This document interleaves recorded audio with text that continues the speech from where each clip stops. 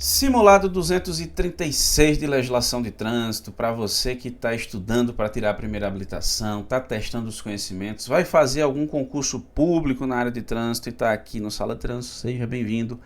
Vamos para mais um simulado, você já sabe, são sempre 3 questõezinhas por vídeo e nessa brincadeira já são mais de 750 questões respondidas e comentadas aqui no canal. Mas bora para mais um simulado, é o de número 236.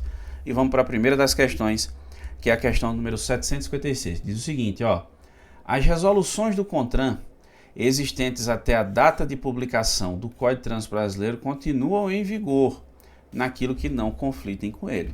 Olha lá, que questão boa. Essa é boa. E vou logo adiantando aqui, viu? Ela está correta. Pode parecer estranho, mas ela está correta. Qual é a base legal? Qual é a base legal? A base legal é essa daqui, ó. Artigo 314 do CTB, em seu parágrafo único. Essa é a base legal, beleza?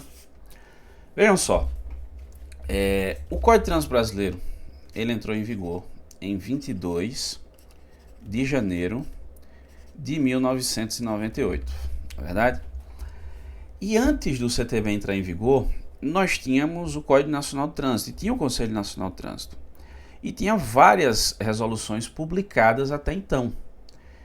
E essas resoluções, elas não conflitavam com aquilo que estava previsto no CTB.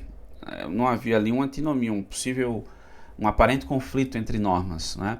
Então, o legislador, no capítulo 20 do Código de Trânsito Brasileiro, o legislador do CTB, da Lei 9.503, de 97, ele fez constar nesse artigo 314, seu parágrafo único, que essas normas deveriam continuar em vigor.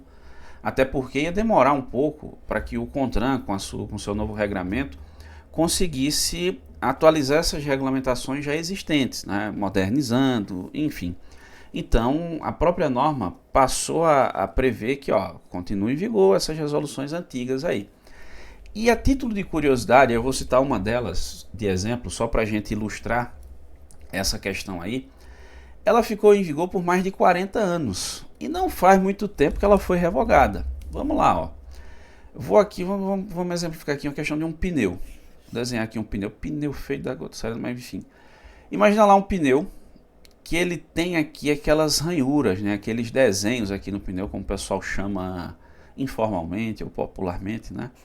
E esse pneu é chamado de sulco com L mesmo, viu? Esse sulco do pneu, ele tem como objetivo, né, escoar água. Numa situação de pista molhada, o cara vem conduzindo o veículo ali, o condutor vem na direção do veículo, e a ideia é que a água passe pelo sulco, escoe a água para evitar que a banda de rodagem do pneu fique em cima da lâmina d'água. E aí produz um efeito chamado de, você já disse aí, eu ouvi você dizendo, viu? Aquaplanagem ou hidroplanagem, né? Isso inclusive é estudado em direção defensiva, né? Para quem está tirando a primeira habilitação, ou fazendo curso especializado, ou estudando o tema na direção defensiva, você estuda muito essa questão da aquaplanagem, hidroplanagem de maneira mais técnica, sobre o viés da segurança e tal. Existe uma profundidade mínima que esse sulco precisa ter. Essa profundidade mínima é de eu vi tu dizendo daí também, 1,6 milímetros. Né? Então é 1,6 milímetros. Como é que eu sei que a profundidade do sulco atingiu 1,6 milímetros? É porque aqui, ó, no sulco do pneu, tem um indicador de desgaste chamado de TWI. Isso é uma expressão em inglês que eu não vou me arriscar a dizer nem por um prato de cuscuz com carne de sol, eu não me arrisco, tá certo? Mas o TWI, ele indica exatamente essa profundidade do sulco, de 1,6 milímetros. Quando a banda de rodagem alcançar a altura do TWI, significa dizer que o pneu está com 1,6 milímetros, ou seja, numa condição em que ele precise escoar água, situação de chuva, isso não vai ser feito com a mesma eficiência e existe uma probabilidade, né, maior dele passar pelo efeito da aquaplanagem e hidroplanagem e perder o controle do veículo, né? Aí o risco de sinistro é grande, né? Mas veja, para que um agente da autoridade de trânsito autue o cara nesse cenário, porque isso é infração, lá no artigo 230 inciso 18 CTB, por dirigir veículo em mau estado de conservação, é preciso existir na legislação algo que estabeleça esse negócio aí, ó, de 1,6 milímetro e tal. E sabe onde é que isso existia? Aqui, ó, resolução número 558. Você diz, ah, é recente. É mesmo, ó, de 1980 do CONTRAN. E essa norma permaneceu em vigor por 42 anos apenas, né? Só agora em 2022 é que a resolução 913 de 2022 do CONTRAN é que passou a tratar do tema, atualizando as disposições existentes sobre pneus e revogando essa daqui.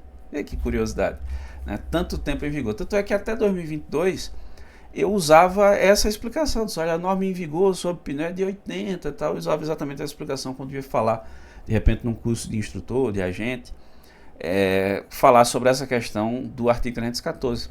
Questão boa essa, né? Mas tá aí, tá correto. Vamos lá para mais uma, que é a resolução 757.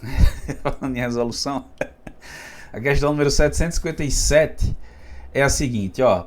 O veículo poderá ser retido nos casos expressos no CTB. Beleza, né?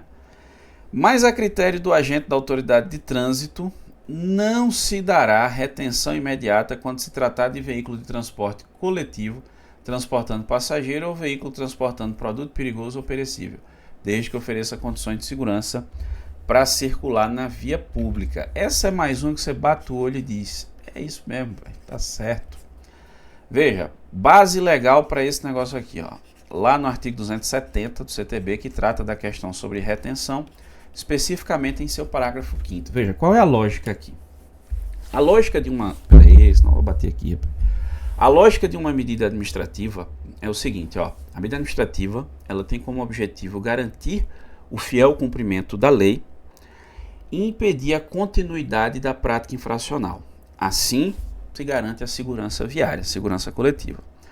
No entanto, né, isso aqui, na época, hoje é um grande amigo, parceiro de livro, Leandro Macedo, mas aprendi isso com ele quando era aluno dele, né? Ele dizia o seguinte, ó, e ele tem razão, não faz sentido algum que uma medida administrativa seja aplicada de uma forma que ela traga mais prejuízo do que benefício à segurança viária. Ela vai trazer um prejuízo maior do que benefício no contexto geral. Faz sentido, né? Veja, lembra lá? Eu garanto a segurança viária, eu garanto o fiel cumprimento da lei e eu vou cessar a continuidade da prática infracional. Objetivo de uma medida administrativa.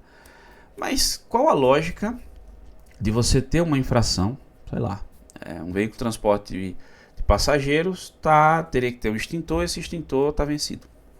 Ah, vamos reter aqui 10 dos 50 passageiros.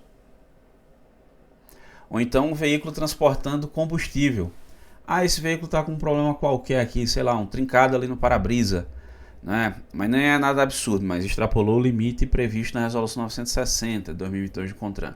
Ah, então deixa esses 30 mil litros de combustível aqui no sol. Aqui, ó, do lado do posto de fiscalização.